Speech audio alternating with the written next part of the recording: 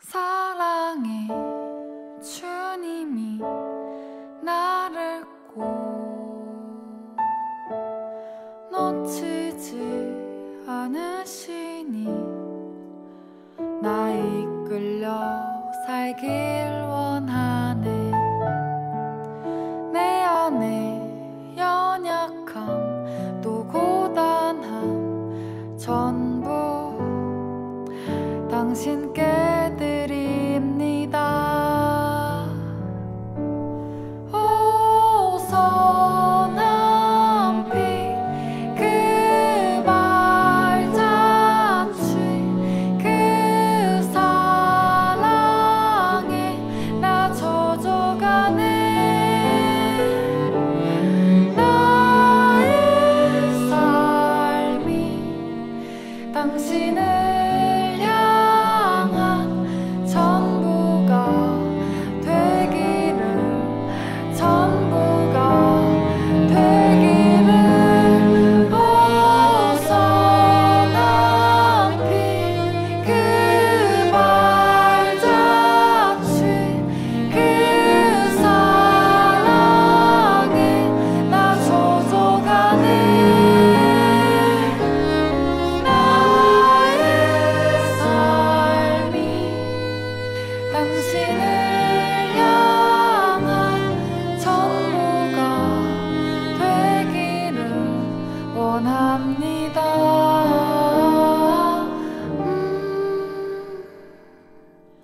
전부가 되기를 원합니다.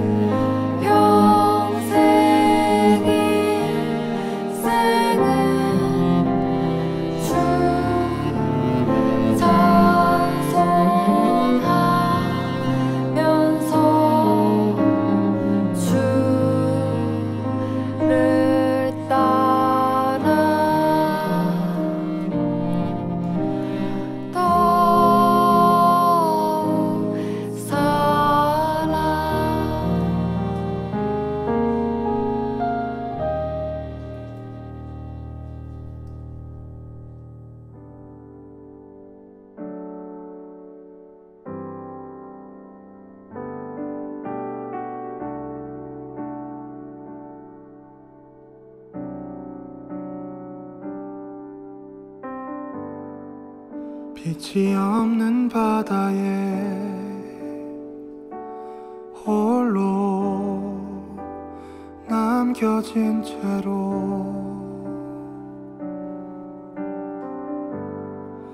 나는 주를 바라네.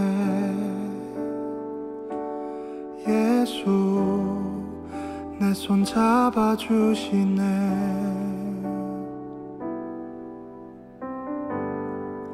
빛으로 오신 그가 내 삶 밝혀주시네.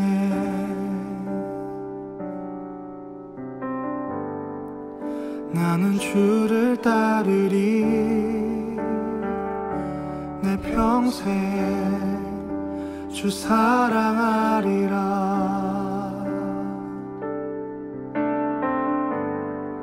세상은 날 버리고 소망 하나 없어도 나의 사랑 주 나라 주시네. 그가 함께 하시니 나는 오늘 너를 살리 나의 모든 소망 오직 주 예수.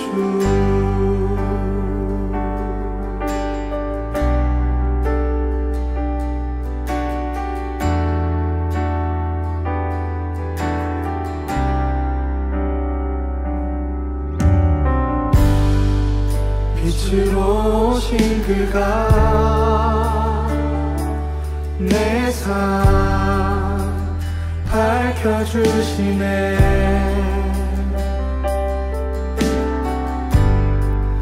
나는 주를 따르리 내 평생 주 사랑하리라.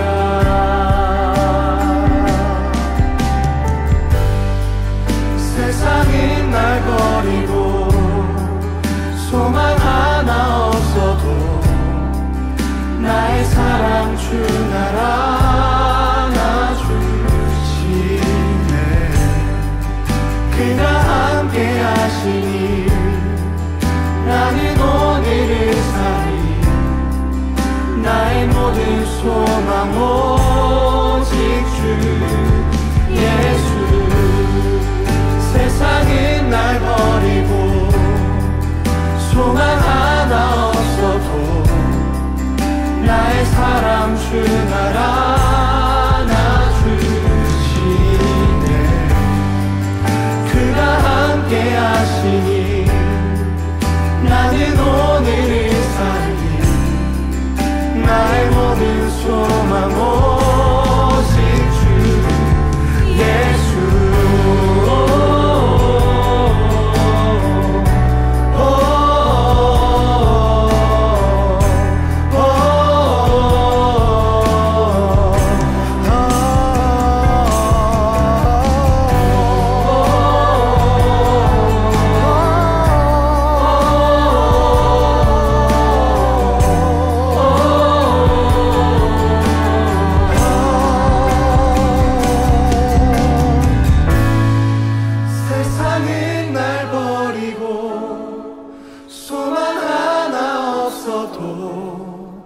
나의 사랑 주 날 안아주시네.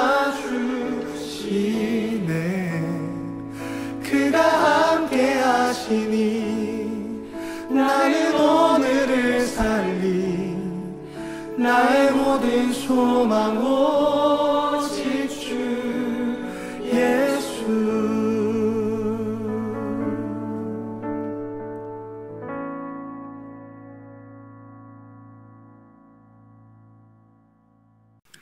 위대하신 하나님, 능치 못하심이 없으신 하나님을 예배하며 찬양합니다. 하나님, 우리를 치유하시며 회복하시는 분이시고 불가능을 가능으로 변화시키는 분이심을 고백하며 기도하오니 우리 기도에 신실하게 응답하여 주옵소서. 하나님 앞에 나와 한 주간의 삶을 돌아봅니다. 어지러운 세상 가운데 하나님을 의지하기보다 두려워하고 불안해하였으며 삶의 궁핍함과 어려움으로 인해 염려하였던 저희를 불쌍히 여기시고 용서하여 주옵소서. 또한 우리 주위에 힘들어하고 아파하는 이들을 외면하였고 긍휼과 사랑 없이 살아갔던 저희의 무정함을 용서하여 주옵소서. 이 시국에 교회를 지키시며 주일과 새벽마다 말씀을 선포하시는 담임 목사님을 성령으로 충만케 하시어 각 가정에서 흩어져 함께 예배하며 기도하는 성도들을 말씀으로 깨우게 하시고 더 큰 하나님의 일을 감당할 수 있도록 도와주옵소서. 가정의 사모님과 자녀들에게도 은혜를 부으셔서 함께 동역하며 하나님의 일을 이루어가게 하옵소서. 담임 목사님을 도와 주님의 몸된 교회를 섬기시는 부목사, 전도사, 장로, 권사, 집사들이 하나님의 말씀과 기도로 충만하게 되어 맡겨진 사역을 충성스럽게 감당하게 하시고 특별히 이 기간을 보내며 한 영혼 한 영혼을 품고 기도하며 돌보게 하여 주옵소서. 멀리 캐나다에서 공부하고 있는 우리의 아이들, 가나안 스쿨, 가나안 성교원, 교회 학교의 아이들이 믿음 가운데 잘 자라게 하시고 신앙과 인격이 겸비된 다음 세대의 리더로 세워지게 하옵소서. 주님, 교회의 모임이 중지되고 사역이 멈춰버린 이 현실을 주님께서 살펴주시기를 간절히 간구합니다. 모이고 싶고 그리스도인이 참된 교대를 나누고 싶으며 함께 찬양하고 예배를 드리고자 하는 우리의 간절한 바람과 기도를 들어주시어 속히 사태가 종식되게 하여 주옵소서. 각 가정에서 예배를 드리고 있는 우리 가나안 교회의 성도님들을 축복하여 주셔서 이번 기회를 통해 가정 예배가 회복되게 하여 주시고 믿지 않는 가족들이 함께 예배의 자리로 나오게 하시며 마음이 열리고 예배를 사모하는 은혜의 기회로 삼게 하여 주옵소서. 이 기회를 통해서 신천지 이단의 거짓과 실체가 드러나게 해주심을 감사드립니다. 신천지에 미혹되어 거짓을 분별하지 못하고 거기에 매여 자신의 삶과 힘을 낭비하는 수많은 불쌍한 영혼들이 돌아오게 하시고 이단과 악한 사단의 모든 괴기가 무너지게 하여 주옵소서. 지금도 환자를 돌보고 전염병을 방지하며 사태의 개선에 힘을 쓰고 있는 의료인들과 공무원들에게 지혜와 능력을 더하여 주셔서 피곤한 몸에 새로운 활기를 부어주시고 올바르고 적절한 판단과 결정을 할 수 있도록 성령께서 지혜를 부어 주옵소서. 특히 이 기회기를 통해서 모든 국민들이 생사회복의 주관자이신 하나님을 보게 하시고 한국교회가 질병과 죽음을 두려워하지 않고 참된 평안을 누리며 다른 이들을 섬기고 돌보는 일에 모범을 보여 그리스도께 영광을 돌리게 도와주옵소서. 전 세계에 파송되어 있는 우리 가난교회 선교사님들을 기억하여 주시어 그분들의 사역 가운데 복내려 주시고 전 세계로 퍼져나가는 코로나19 사태로 말미암아 어려움 겪지 않도록 보호하여 주옵소서. 이제 단위에 세우신 목사님을 통해 말씀을 듣습니다. 선포되는 말씀을 성령으로 깨닫게 하여 주시고 주님의 말씀을 귀히 여겨 은혜로 받게 하여 주옵소서. 주님께 영광 돌리는 찬양의 고백을 기뻐 받아주시고 그 고백이 우리의 삶의 고백이 되게 하여 주옵소서. 주님의 은혜 감사드리며 우리의 회복자이신 예수 그리스도의 이름으로 기도드립니다. 아멘.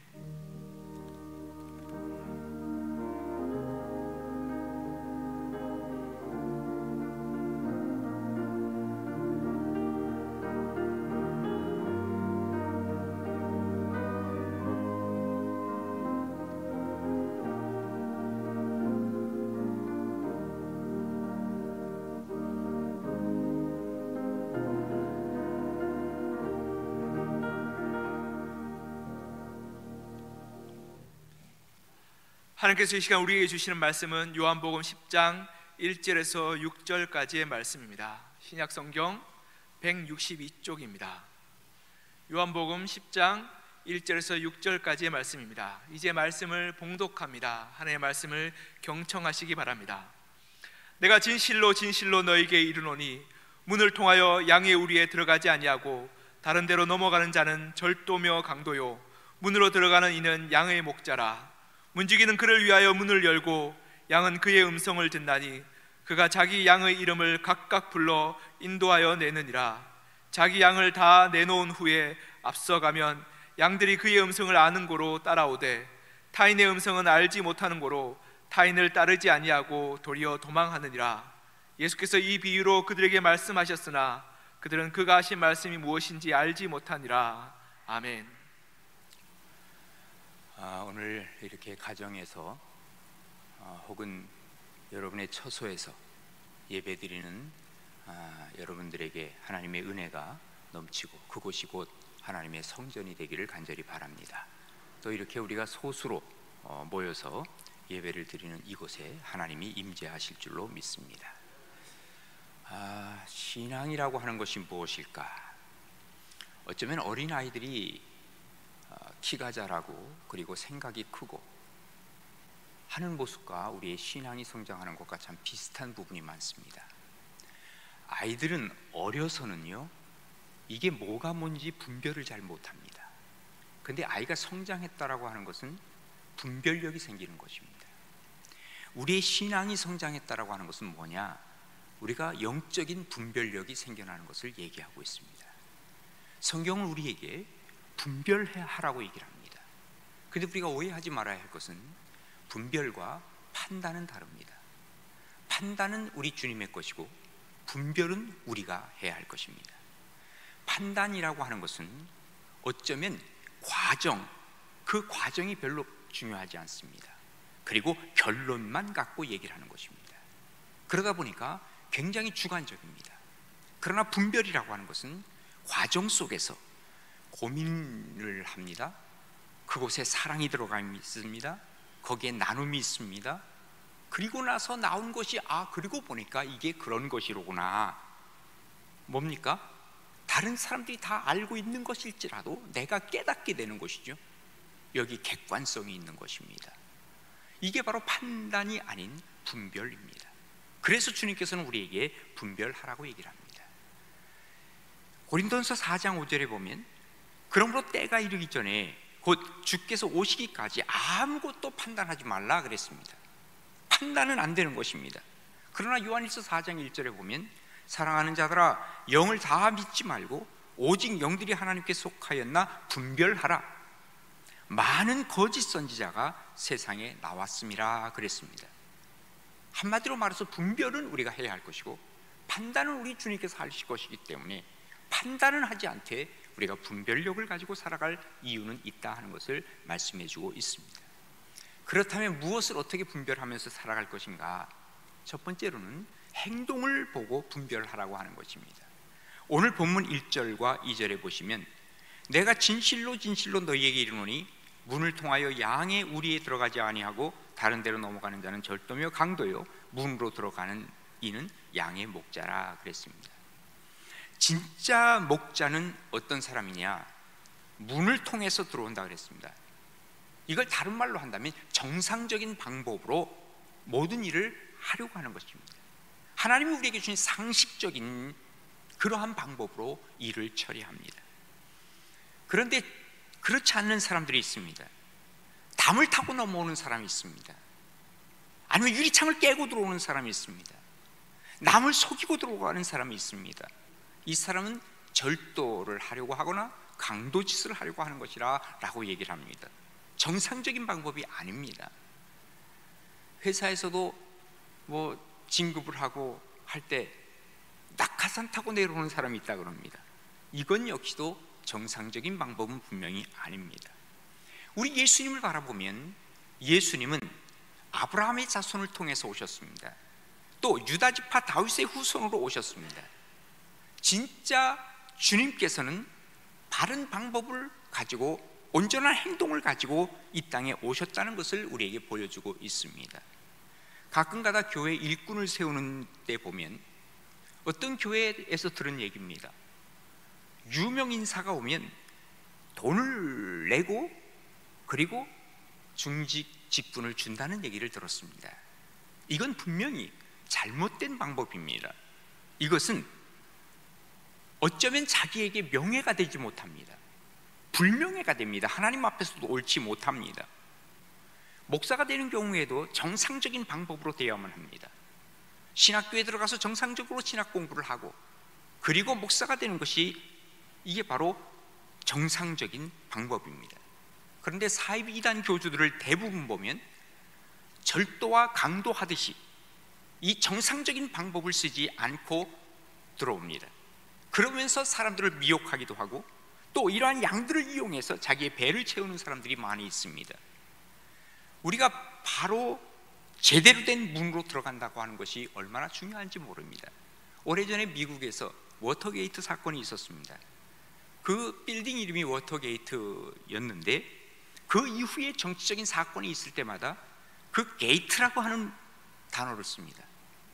문을 제대로 들어가지 못했다라고 하는 그러한 의미에서 쓰는 것 같습니다.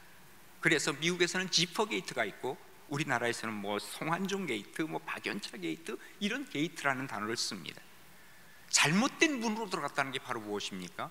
이것은 그 분야에 있어서 범죄했다라고 하는 것을 강조하기 위한 것 아니냐 그 말입니다. 우리 예수님 말씀하십니다. 예수님은 자기 스스로 양의 문이라고 말씀하셨습니다. 반드시 그리스도인이라고 한다면 예수님을 통해서 하나님께로 갈 수 있다는 것을 얘기하고 있습니다. 이전에 팔레스틴의 그 양들을 칠 때 보면 이 목자들이 양을 낮에 계속해서 이렇게 거니르고 그러면서 양을 치고 있습니다. 그러다가 저녁 때가 되면 울타리로 양들을 다 몰아옵니다. 그리고 양들이 다 들어간 이후에는 목자들은요 주로 입구에서 거기 누워서 잔답니다. 왜 그러느냐? 여기 양이 밤에 혹시라도 이게 밖으로 나갈 수가 있다는 것이죠. 그래서 예수님이 하시는 말씀이 바로 나는 양의 문이다. 나를 통과하지 않고서는 너희들이 드나들 수 없다라고 하는 것을 얘기하시면서 하나님께로 갈 수 있는 길은 오로지 한 길, 예수님을 통해서 가는 것입니다. 그래서 주님께서 말씀하실 때 나는 양의 문이다 라고 얘기를 할 때 I am The Gate입니다. 유일한 문입니다. 여러 문 중에 하나인 I am a gate가 아닙니다. The Gate. 오로지 그 문을 통해서 예수님께로 갈 수가 있다고 하는 것을 얘기를 하고 있습니다. 이것을 분별하라는 것입니다. 우리가 주님 앞에서 산다는 것은 바로, 우리가 신앙생활 한다고 하는 것은 바로 이런 영적인 분별력을 가지고 사는 것입니다. 요즘 우리가 많이 고민을 하는 사람들이 많이 있습니다. 우리가 주일 성수를 못하는 것 아니냐? 아닙니다. 지금 가정에서 예배드리는 여러분들은 주일 성수를 하고 계시는 것입니다. 단지 지금 상황이 교회에 나올 수 없는 상황이기 때문에 그렇습니다. 왜냐하면 교회가 이 사회적 책임이 있기 때문에 우리는 이 사회적 책임을 벗어날 수 없습니다. 그리고 또 사회적 책임을 감당해야만 합니다. 여러 사람들이 모인 가운데서 혹시 그 중에 한 사람이 이 코로나 바이러스에 감염이 되어 있다고 하면 많은 사람들이 또다시 감염이 될 것이고, 이것은 사회적인 큰 문제가 될 수 있기 때문에 우리가 스스로 이것을 가정에서 예배를 드리자 하는 것입니다. 하나님께 드리는 예배는 사실상 장소가 문제가 되지 않습니다. 예수님을 통하느냐 예수님을 통하지 않느냐가 더 중요한 문제입니다. 교회에 나와 앉아 있어도 예수님을 통하지 않는 사람이 있다고 하면 그것은 하나님 앞에 온전한 예배가 아닙니다. 그러나 내가 가정에서 예배를 드린다 할지라도 내가 예수님을 통해서 지금 예배를 드립니다 한다면 그것은 온전한 예배가 되는 것입니다. 성전의 개념을 우리가 잠깐 다시 한번 생각해 볼 필요가 있습니다. 성전이 무엇입니까? 바로 우리 하나님과의 만나는 자리입니다. 원래 에덴 동산에서는 성전이 없었습니다. 필요 없습니다. 또 천국의 앞으로 가보십시오. 거기에 성전이 없을 것입니다. 왜냐하면 그것은 모든 것이 성전, 모든 것이 하나님을 만나는, 모든 것이 하나님이 임재하는 곳이기 때문에 그렇습니다. 인간이 타락한 이후에 우리가 하나님을 만나야 할 텐데 만나는 자리를 주님께서는 우리에게 주신 것이 바로 성막이요 그리고 성전이었습니다. 근데 예수님이 우리에게 오셨습니다. 예수님 뭐라고 말씀하십니까? 내가 곧 하나님의 영이 거하는 바로 성전이라 그랬습니다. 예수님 자체가 성전입니다. 왜? 예수님을 통해서 우리는 주님을 만나서 하나님을 만날 수 있기 때문에 그렇습니다. 그리고 나서 이후에 이제 우리가 성령을 받은 다음에는 우리를 향해서 뭐라고 말씀하시냐면 너희가 너희 안에 바로 예수님이 거하시고 성령이 거하시기 때문에 너희가 성전이라고 말씀하십니다. 우리가 자체가 바로 성전입니다. 바로 이 성전들이 모여서 예배를 드리는 곳, 거기에 바로 하나님의 말씀이 존재하고 하나님을 만나는 역사가 일어나는 것입니다. 그런데 요즘은 이 모임이 바로 힘들어졌다 그 말입니다. 더 중요한 것이 있다면 어디서 모이든 간에 어디서 있든 간에 우리가 하나님의 영으로 그리고 진리로 예배하고 있는가 하는 것이 중요하다 그 말입니다. 그러나 한 가지 또 조심해야 할 것이 있습니다. 이 코로나 바이러스가 다 물러간 이후에 뭐 언제나 그래 왔는데 내가 교회 갈 필요가 없겠다. 그렇다면 그것도 또한 위험한 것입니다. 왜냐하면 우리가 예배를 뭡니까? 하나님께서 우리에게 다가오시는 계시가 있습니다. 또한 우리가 하나님 앞에 응답하는 것입니다. 뿐만 아니라 이것은 사회적, 또 우리가 모든 사람과의 성도 간에 이 공동체성이 있는 것이 바로 교회입니다. 이게 바로 십자가거든요. 그런데 지금은 어쩔 수 없는 상황이기 때문에 하나님과 우리와의 관계를 우리가 만들어가는 것이고, 마지막에 우리가 다시 모든 문제가 해결되었을 때는 이게 공동체성을 확인하기 위해서 십자가를 다시 세워가는 것입니다. 북한에서 예배드리는 사람이 있습니까? 없습니까? 지하에서 예배드리는 사람들이 분명히 있습니다. 그러나 그들은 모일 수가 없습니다. 우리가 어쩌면 이것을 좀 더 이해할 수 있는, 그것이 바로 분별력이라고 얘기를 할 수 있는 것입니다. 병원에 입원을 했습니다. 그리고 수술을 했습니다. 주일날이 되었습니다. 교회 안 왔습니다. 당신 왜 주일 성수 안 합니까? 라고 말할 수 없다 그 말입니다. 상황과 처지를 아시는 하나님께서 어느 곳에 있든지 주님께서는 우리의 예배를 분명히 받으실 줄로 믿으시기를 바랍니다. 그래서 정말로 하나님께서 우리와 함께 하시는가?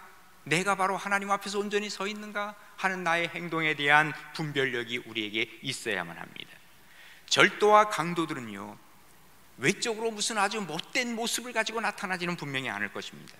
오히려 더 아닌 척하면서 아름답게 좋은 곳으로 꾸며 가려고 할 것입니다. 그것을 분별해야 되는 것입니다. 겉으로 막 뿔이 달려 있거나 못된 얼굴을 하거나 그렇다면 그건 누구든지 분별하죠. 아이들 먼저 구별할 것입니다.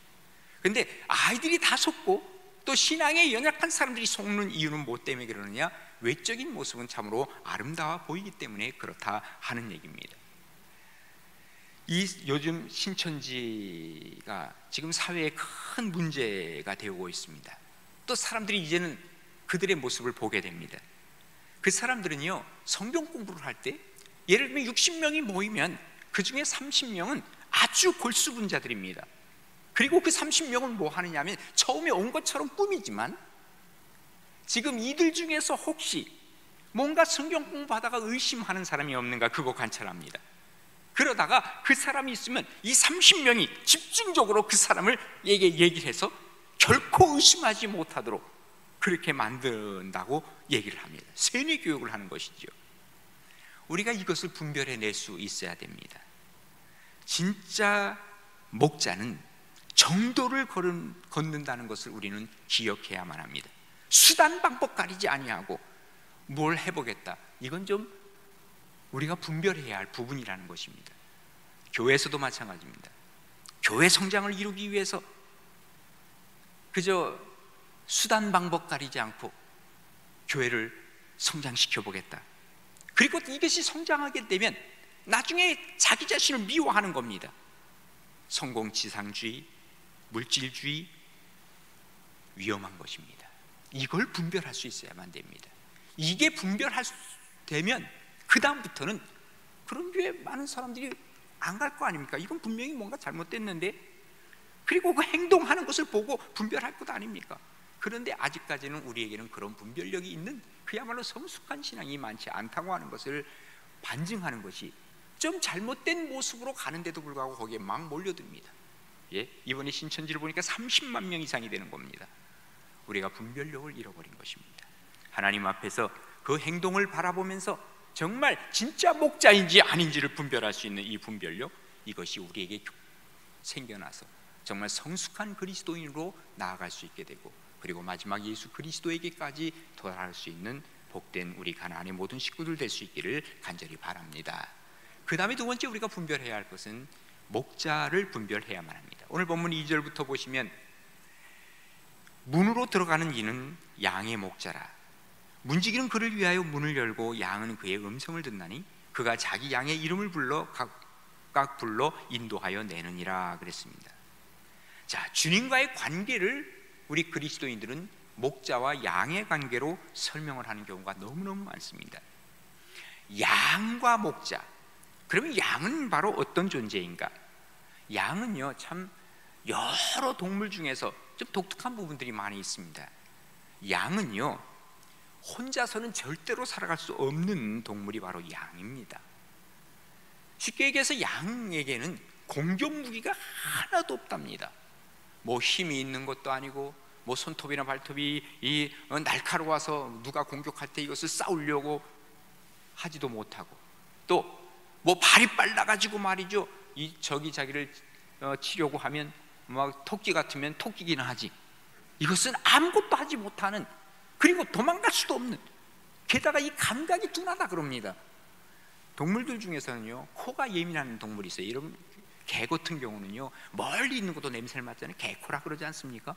또 눈이 밝은 놈은요, 우리가 사람이 정말 밝아봤자 2.0인데 어떤 동물은요 8.0, 9.0, 10.0인 동물들도 있다는 거예요. 멀리 있는 걸 바라봅니다. 또 귀가 밝은 놈은요, 저 멀리서 50m에서도 소리를 듣는다 그러잖아요.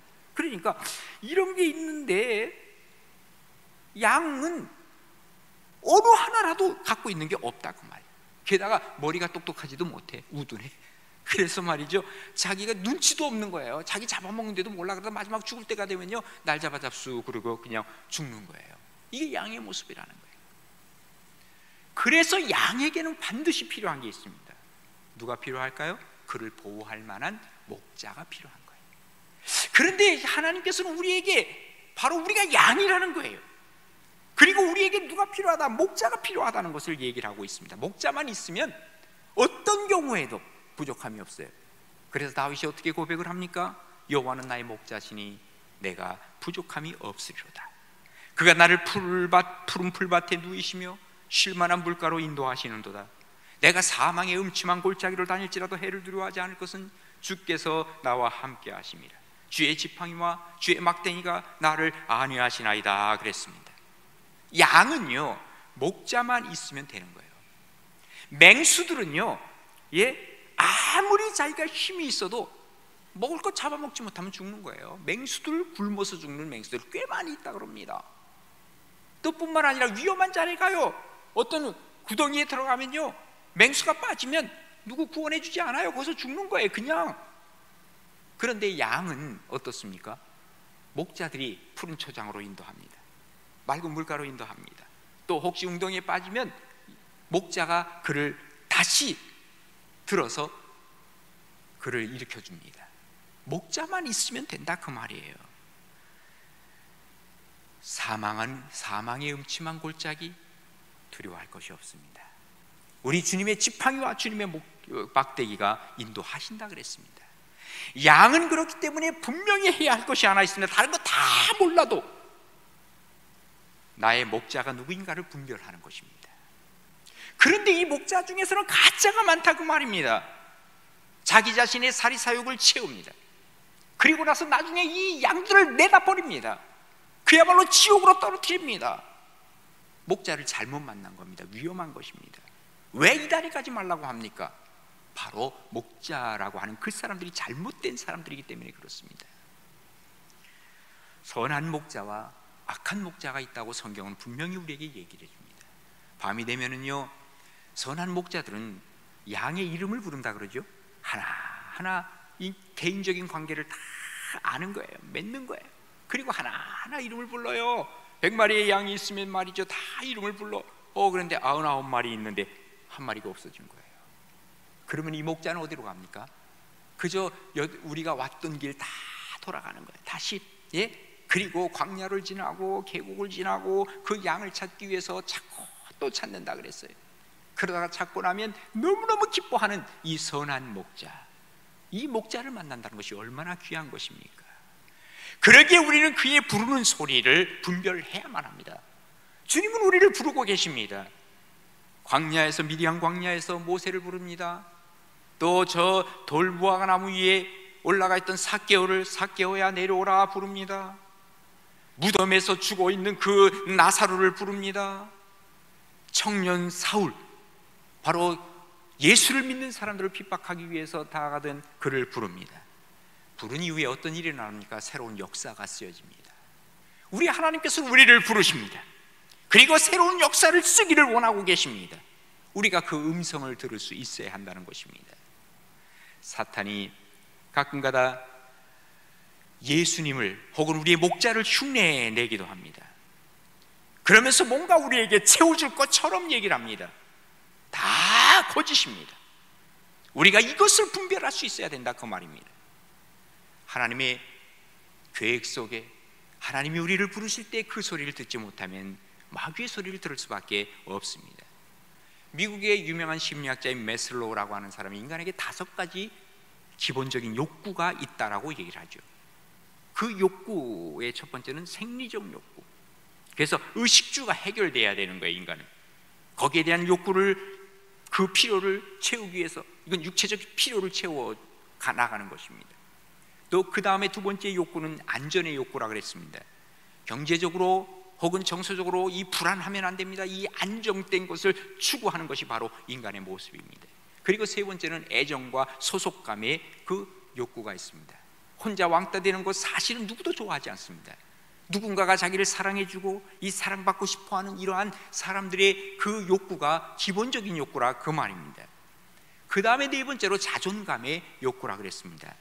누가 나를 칭찬해주면 기분 좋아요. 그러나 나에게 욕을 하고 하면 기분이 나빠요. 그 다음에 이제 마지막으로 자아실현의 욕구로서 꿈과 욕망을 채우기를 원하는 것이 인간의 욕구라 그랬습니다. 자, 이러한 5가지 욕구가 우리에게 있는데 참 놀랍게도 이단에 있는 사람들은요, 이 욕구를 채워준다는 거예요, 처음에.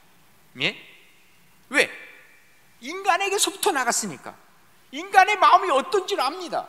그래서 거기서부터 접근을 합니다. 내가 뭔가 필요하다는 것을 다 나를 연구합니다. 놀랍게도. 그리고 나서 그것을 채워주니까 야 이것 봐라 좋다. 그리고 나서 끌려가는 거예요. 우리 하나님께서는요 위에서부터 오십니다. 그리고 먼저 우리가 구원의 역사를 이루게 하시고 그리고 나서 우리가 영원히 잘 되기를 주님께서는 원하십니다. 그것이 우선입니다. 그리고 나서 주님께서는 이 인간의 기본적인 욕구를 나중에 하나씩 하나씩 채워주시는 것을 우리는 경험하고 기뻐하고 감사하는 것입니다. 그러니까 많은 경우에 하나님으로부터 우리가 뭔가를 찾으려고 하기보다는 세상에서부터 뭔가 찾으려고 하는 이러한 부분이 채워지니까 그곳에 따라가는 경우들이 있더라 그 말입니다. 그러나 결국은 우리의 영혼은 파멸로 끌고 가는 것이라는 사실을 우리가 분별해야만 합니다. 우리 주 예수님 그분만이 우리를 인도해 주시고 그리고 그분만이 나의 목자가 되시고 나의 삶을 이끌어 가신다는 사실, 이것을 우리가 잊어서는 안 됩니다. 분별하지 못하면 어쩌면 우리가 인간적으로도 실수할 수 있지만 우리가 영적으로 분별력을 잃어버리면 우리는 모든 것을 다 잃어버리고 망가질 수가 있다는 것입니다. 그런 얘기가 있죠. 어떤 목사님이 차를 몰고 가다가 고속도로를 가고 있었는데 이제 휴게소에 잠깐 들렸다 그러죠. 그리고 화장실에 잠깐 앉아서 일을 보고 있는데 옆칸에서 인사를 하는 겁니다. 목사님 안녕하세요. 아니 화장실에 있는데 무슨 여기서 인사를 하는 누군가? 그러면서 예예 엉겁결에 얘기를 하는 거예요. 예, 잘 있었어요? 좀 이따가 하는 말이 목사님 점심 식사는 하셨어요?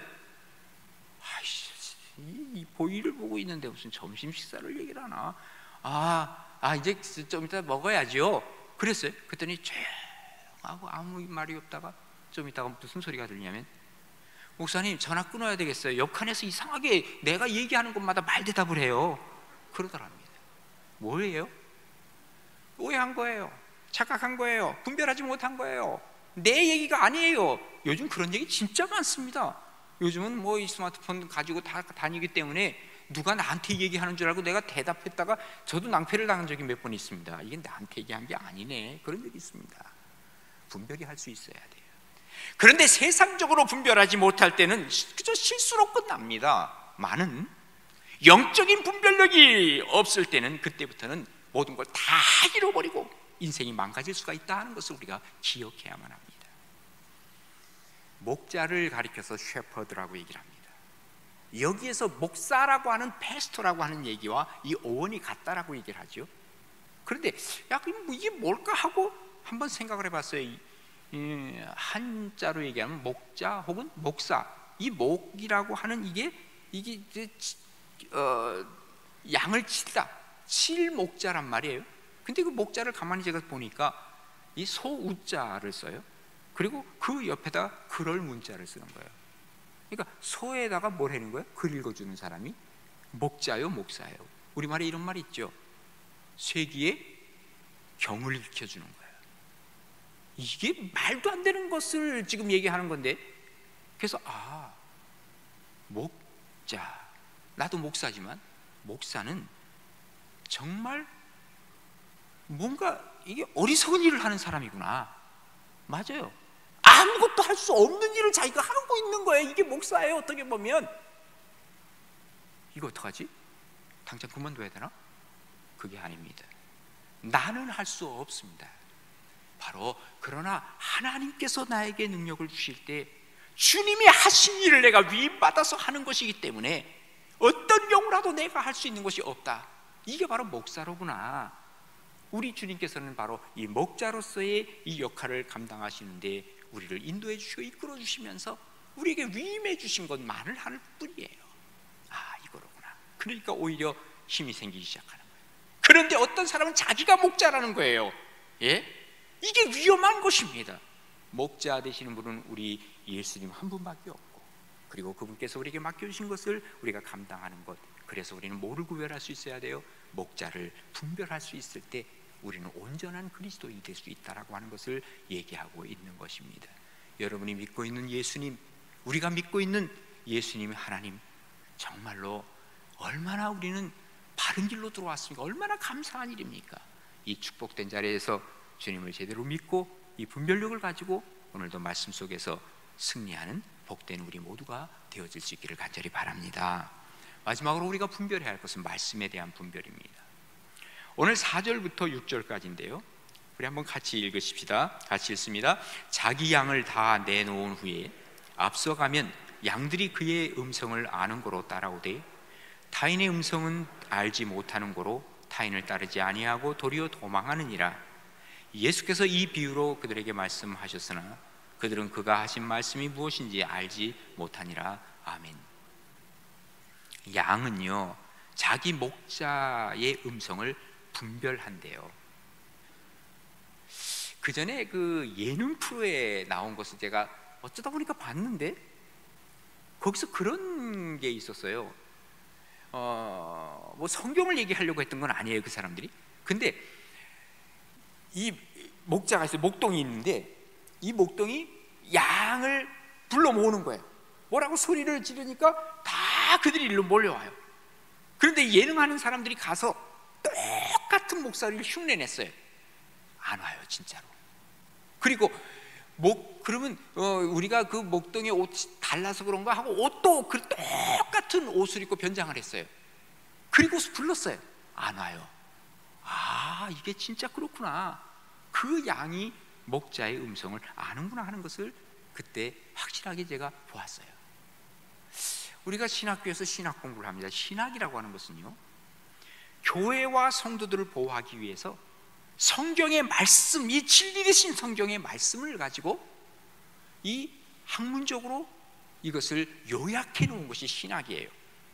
그래서 언제부터 신학이 나오기 시작했느냐면요, 자꾸 이상한 얘기를 하잖아요. 하나님이 어쩌다 저쩌다, 예수가 어떤 분이다 하는 것을 자꾸 딴소리를 하니까, 그러면 성경에서 이러한 부분을 다 종합해 가지고 하나님이 이런 분이시다 해가지고 신론, 예수님이 이런 분이시다 그리스도론, 교회는 이런 것이다 교회론, 이런 것들을 만들어 놓은 것이 바로 신학이라 그래요. 그래서 그 신학을 처음에는 변증신학이라, 변증하는 것이었다라고 그렇게 표현을 했습니다. 이 신학에서 나온 것이 바로 뭐냐면 교리가 나왔습니다. 그런데 바로 이 신학이 있고 교리가 있는데, 이 교리를 뛰어넘어서 말이죠, 무시하고 나는 직통계시를 받았다는 거예요.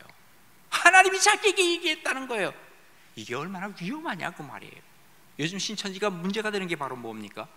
예를 들면 그렇습니다. 세례 요한을 얘기를 하면서, 세례 요한은요 배도자래요, 배도자. 예? 그래서 왜 그러냐 그랬더니 거기 내용이 바로 뭐냐면, 예수님을 바라보면서 뭐라 그랬습니까? 오신다고 하는 그분이 바로 당신입니까? 이렇게 물어봤거든. 그러니까 지금 예수님에 대해서 알아보지 못하는 세례 요한은 바로 배도자다, 여기 이런 표현을 이런 식으로 그들이 해석을 해 나가는 것입니다. 그러니까 사람들이 뭐라 그러냐면, 야, 교회에서 듣지 못한 얘기를 듣는데 우리 목사님이 하지 않았던 얘기를 여기서 하는데 참 신령하다, 그러면서 따라가기 시작하는 거예요. 정말 이 분별력이 있어야만 합니다. 어떤 목소리인가를 분별할 수 있어야만 된다 하는 얘기죠. 모르면 물어봐야지. 예? 사무엘이 하나님이 부르셨잖아요. 사무엘아, 사무엘아 부르니까 사무엘이 알아듣지 못했어. 그러니까 누구에게로 갑니까? 엘리에게로 가는 거예요. 저 부르셨어요? 그러니까 엘리가 알려주잖아요. 야, 이건 하나님이 너를 부른 거다. 예? 지금 하나님께서는 이런 영적인 질서를 주신 이유가 있는 거예요. 누가 성경 공부하러 가자 그러면, 잠깐만요, 나 우리 목사님에게 물어보고 올게요. 물어봐야지.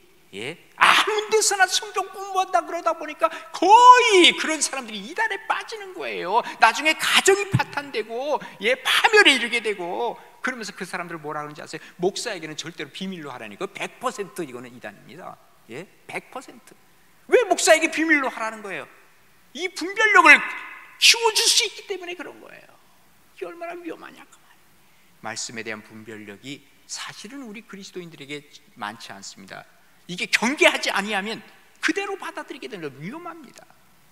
주님의 말씀을 분별하기 위해서 우리는 주님과 친해져야만 합니다. 우리가 정말 잘 아는, 정말 나와 같이 사는 그러한 식구라고 한다면, 시끄러운 소음이 들리는 속에서도 그 목소리가 들려집니다. 분별이 되는 거예요. 예? 세상에 얼마나 시끄러운 소리들이 많이 있습니까? 그럼에도 불구하고 하나님의 말씀이 들려져야 되는 거예요. 말씀을 못 들으면 어떻게 됩니까? 내가 하나님을 믿는다고 하면서도 미신을 믿듯이 믿는 거예요. 예? 기억하셔야 돼요. 하나님은 우리 세상의 모든 질서를 존중하신다는 거. 우리 예수님이 그래서 이 땅의 모든 질서를 그냥 완전히 무너뜨리지 않아요. 그래서 언제나 말씀드리지만 예수님은 혁명하러 오시지 않았어요. 개혁하러 오셨다는 것을 우리는 기억해야 돼요. 그런데 미신처럼 믿는 사람들은요, 꼭 무슨 이걸 다 뒤집어야 되는 줄 그렇게 착각을 합니다. 어떤 구역에서 말이죠, 어떤 집사님이 그러더래요.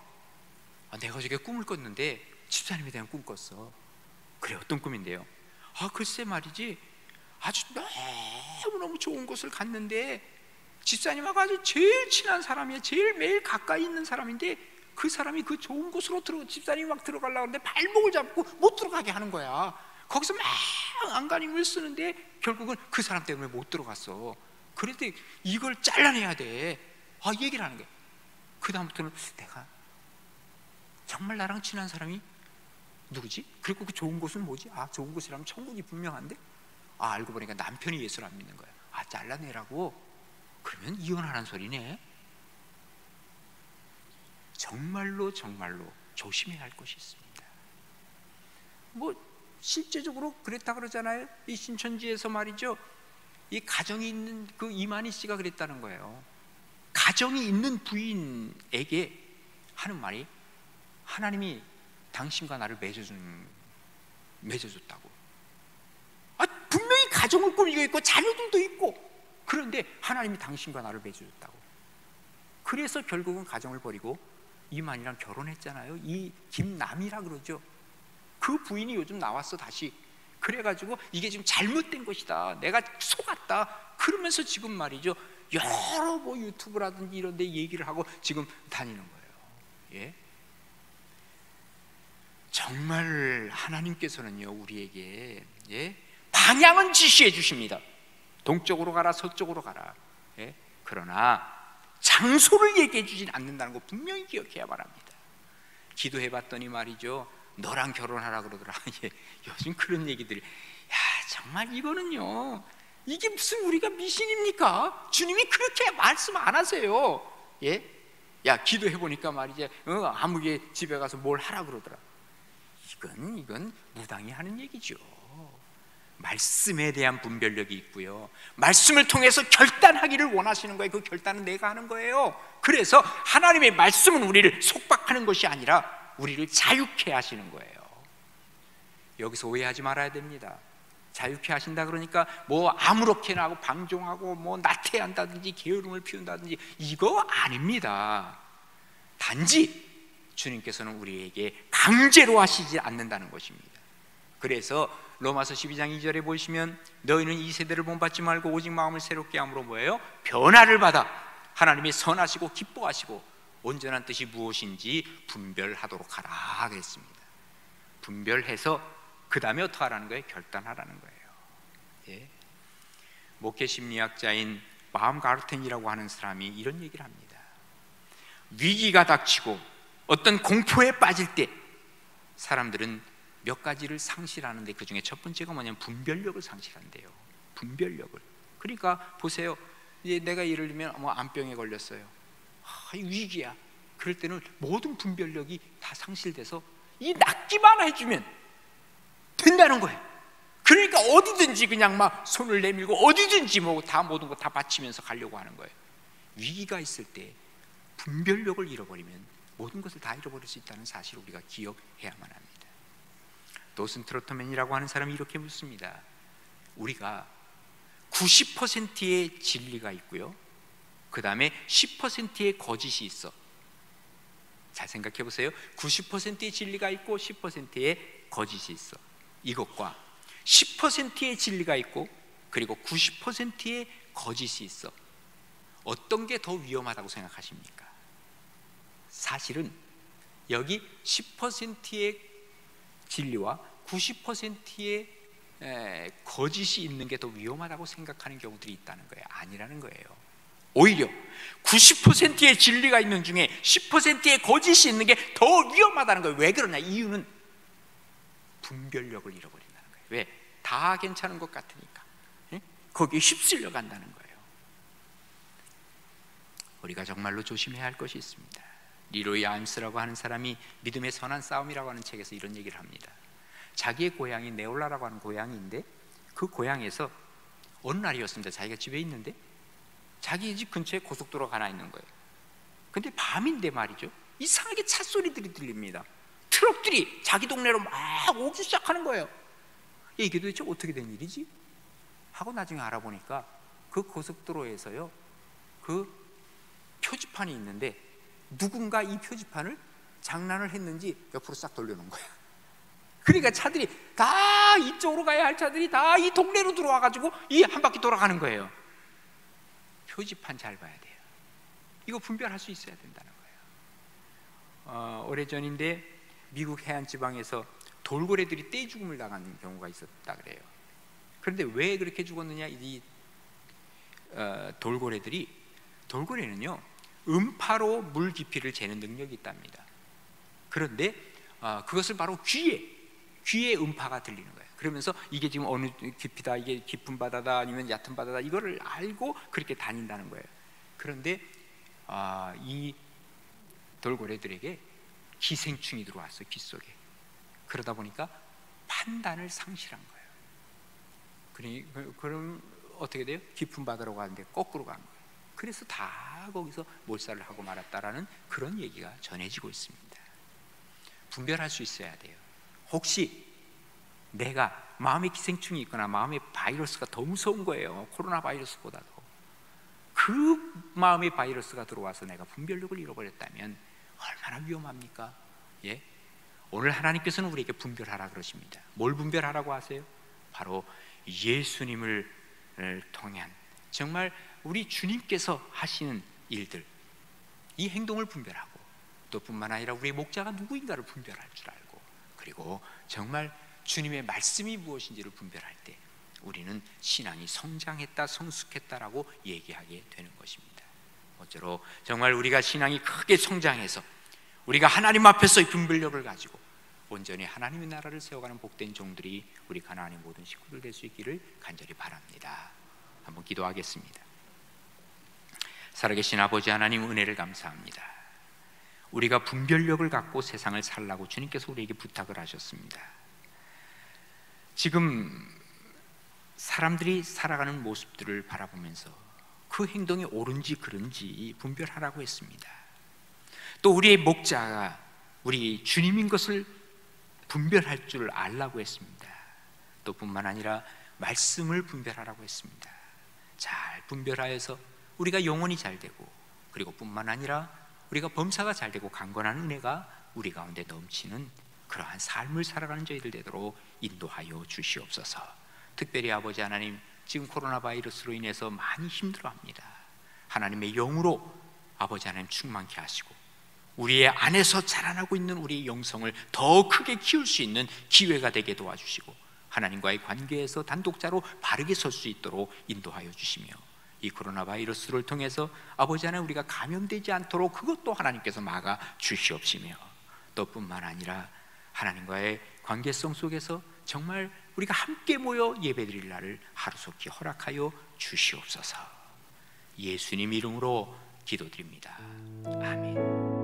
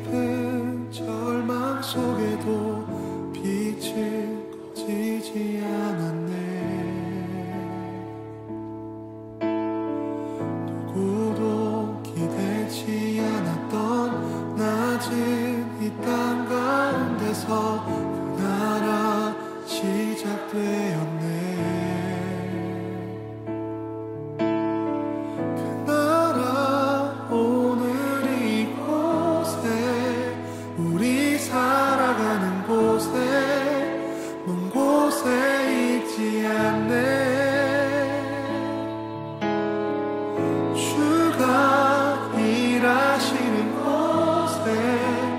여전히 소망이 있네. 주께 포기란 없네.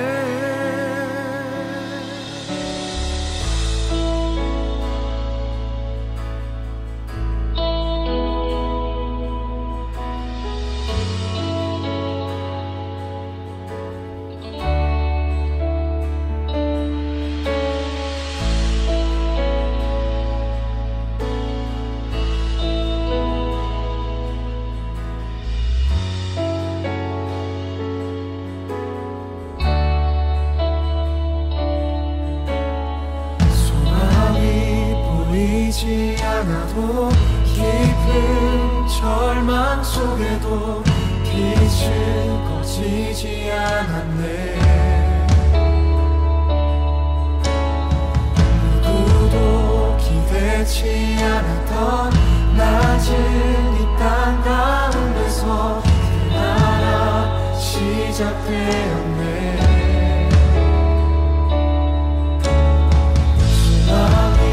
보이지 않아도 깊은 절망 속에도 빛은 꺼지지 않았네. 누구도 기대치 않았던 낮은 이 땅 가운데서 그 나라 시작되었네.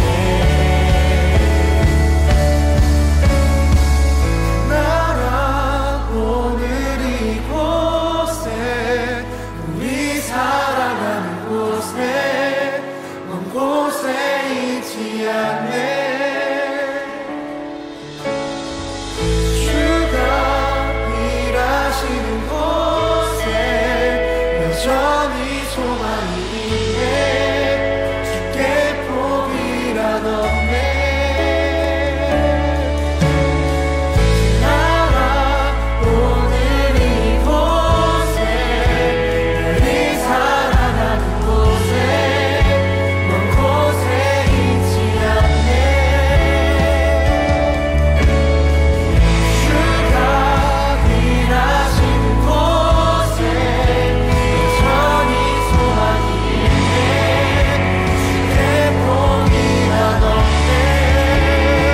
곳에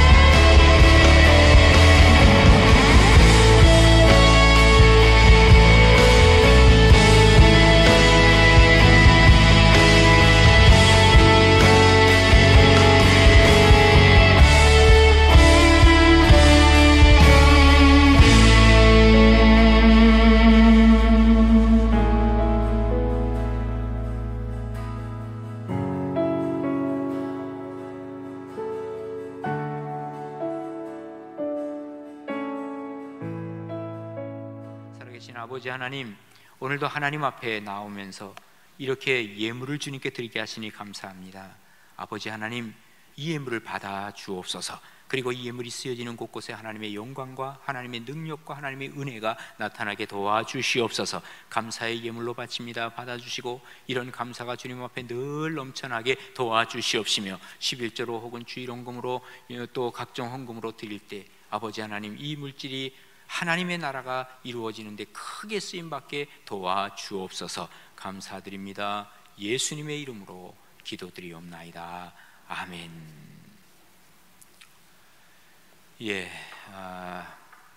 오늘은 사순절 세 번째 주일입니다. 이번에 4월 12일이 부활주일인데요.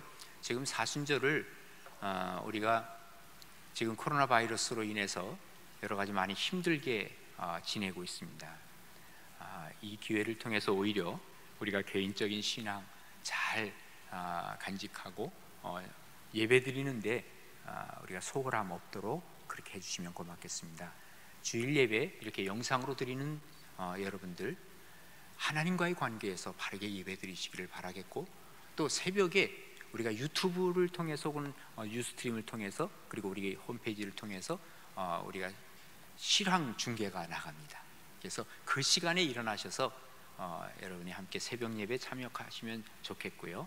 그 다음에 그것이 계속 또 나오니까 그 다음에 뭐 자기가 예를 들면 7시나 8시 뭐 이런 식으로 시간을 정해서 꼭 새벽에 함께 마가복음을 묵상하는데요, 함께 묵상할 수 있게 되기를 부탁을 드립니다. 언제 이것이 끝날지 모르겠으나 원래 계획대로 한다면 다음 주가 23일인데 우리가 예배를 드리려고 했었습니다. 22일이에요. 왜 그러냐면 23일이 바로 학교 개학이거든요. 그런데 이번에 학교가 23일날 개학을 하면 우리 22일날 예배 드릴 겁니다. 예배를 교회에서 드릴 겁니다. 그런데 만약에 23일이 또 연기가 되면 우리도 연기할 수밖에 없습니다. 아까 말씀을 드렸지만 교회는 사회적 책임이 있어요. 그래서 우리가 여기서 확진자가 한 명이라도 나오면 안 돼요. 혹시라도 여러분이 내가 좀 몸이 좀 안 좋다 하면요, 절대로 교회 안 나올 뿐만 아니라 또 다른 데도 가지 말고 정말 집에서 꼭 계셔야 돼요. 방콕에 가셔야 돼. 방콕 뭐예요? 방에 콕 하고 박혀 있어야 된다고 말해. 그래서 한 분도 자기가 조금 몸에 이상이 있거나 좀 아니면은 그 바이러스 있는 사람하고 접촉을 했다, 그러면 여러분들이 다른 사람을 위해서라도 꼭 그렇게 해주시기를 부탁을 드리겠습니다. 요즘 우리가 그 코로나 블루라는 말을 씁니다. 이 코로나 때문에 사람들이 많이 우울해 있다 하는 얘기입니다. 우리 교회에서는요, 카톡방이 있어요. 기도방이 있어요. 근데 지금 여러 사람들을 우리가 이렇게 모시고, 처음에 이제 우리 기도할 사람들 모시고, 우리 또 장로님들 모시고, 권사님들 모시고 그 카톡방으로 계속 모셨는데, 여러분 혹시 들어오시고 싶은 분이 있으면 여러분의 목사님에게 얘기를 하세요. 그거는 딴 거 아니에요. 기도만 하는 방이에요. 그러니까 뭐 이렇게 내 전달 사항 전달하고 그러는 방 아니니까, 나 기도하고 싶어요, 다른 사람 어떻게 기도하는지 좀 같이 기도하고 싶어요 하시는 분들은 얘기하세요. 그래서 그곳에서 함께 기도할 수 있게 되길 바라겠고, 한 지금 보니까 한 170, 80명 들어와서 거기서 기도를 하고 있어요. 그러니까 함께 하실 분들 이렇게 카톡으로 기도할 수 있으면, 이렇게 정말 우리가 이 어려울 때 이걸 잘 극복할 수 있는 힘, 서로 지탱할 수 있는 힘이 우리에게 생길 줄로 그렇게 믿습니다. 그리고요, 우리가 이 새벽기도 30일 이상 참석을 했다면 꼭 스티커를 붙여서 나중에 그 교회에서 나눠주는 컵 꼭 받으시기를 바라겠고, 그리고 사순절 기간 동안에 우리가 하루에 한 끼 사실은 금식하는 거예요. 원래 취지가 그렇습니다. 그래서 이것을 모아가지고 쌀 한 가마니를 만들어서 우리가 어려운 사람과 나누는데, 우리가 매년 해온 것입니다. 올해도 할 수 있게 되기를 바라고, 매년 한 200-300 혹은 300-400 포대를 우리가 나눠줬습니다. 올해도 그렇게 될 수 있기를 부탁을 드리겠습니다. 그리고 우리가 4월 12일이 원래 부활절인데, 이날에 우리가 세례를 할 수 있을 것 같아요. 그래서 세례 안 받으신 분들 이번에 신청하셔서 그날에 세례 받을 수 있게 되기를 부탁을 드리겠고, 또 구역장 권사님들은 세례 받으실 분들을 인도해 주시면 고맙겠습니다. 지난주에도 광고를 드렸지만 혹시 다른 교회에서 그런 일들이 일어납니다. 헌금을 온라인으로 하라고 하는데 그 온라인 은행을 번호를 주는 거예요. 개인적으로 우리 교회 절대로 그렇게 안 합니다, 여러분. 그거는 혹시 그 보이스피싱이나 이런 데서 잘못 걸리는 거예요. 그러니까 주보에 있는 대로 우리 보시면 돼요. 그곳에만 우리 계좌가 있는 것입니다. 그렇게 하시면 되겠습니다. 광고 드리겠습니다. 오늘은 사순절 셋째 주일로 예배 드립니다. 교회에서 진행되고 있는 기도와 나눔에 참여하심으로 더욱 신앙 성숙의 시간이 되는 우리 청년부 되었으면 좋겠습니다. 사순절 청년 캠페인이 계속해서 진행되고 있습니다. 첫 번째로 시간 순서의 흐름대로 복음서 읽기가 진행되었고, 두 번째로 기도문 만들기 캠페인이 진행되었습니다. 지난주에 만드신 기도문은 보내주시기 바랍니다. 보내주신 기도문을 가지고 기도 카드를 만들어 119 기도회, 집중 새벽 기도회 등에 함께 기도하려고 합니다. 이번 주에는 새로운 캠페인이 시작됩니다. 설교 노트 만들기 캠페인입니다. 지금 진행되고 있는 사순절 집중 새벽 기도회에 참여하셔서 매일 설교 노트를 작성해 봅니다. 말씀을 통해 일하시고 말씀을 통해 인도하시는 하나님의 귀한 손길을 느끼시는 시간이 되길 바랍니다. 사순절 이벤트가 있습니다.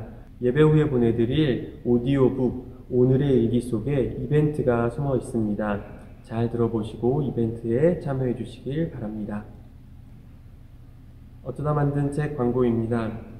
청년부에서 어쩌다 책을 만들게 되었습니다. 보내드린 구글 링크를 통해서 계속해서 여러분의 자료를 보내주신 자료를 가지고 책을 만들겠습니다. 성례전이 있습니다. 4월 12일 부활절에 성례전이 있을 예정입니다. 아직 세례와 입교를 받지 않으신 분이 계시면 셀 리더 혹은 임원을 통해 신청해 주시기 바랍니다. 대상은 15세 이상 새가족 교육을 마친 새가족과 기존 교인의 자녀, 유아세례교인, 천주교 영세자 등입니다. 다시 본당에서 예배 드리는 그 주일부터 교육이 진행될 예정입니다. 성장, 성숙하여서 분별력 있는 그리스도인, 정말 행동을 보고 또 목자를 분별하고 그리고 말씀을 분별하는 그러한 복된 종들 될 수 있기를 주님의 이름으로 부탁을 드립니다.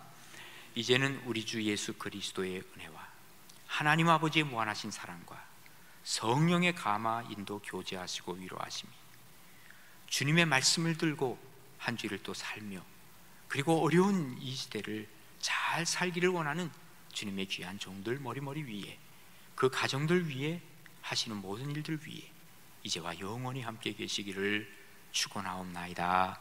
아멘.